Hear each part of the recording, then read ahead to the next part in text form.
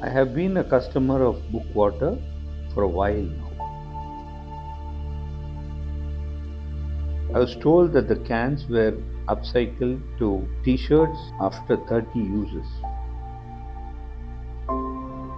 I was very shocked to learn about what happens when the can is used countless times.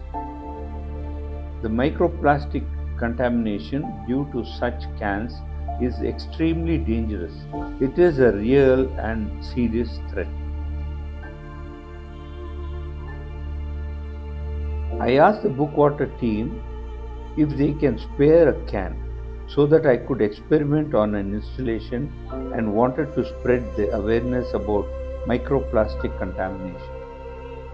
I believe Bookwater is a great solution.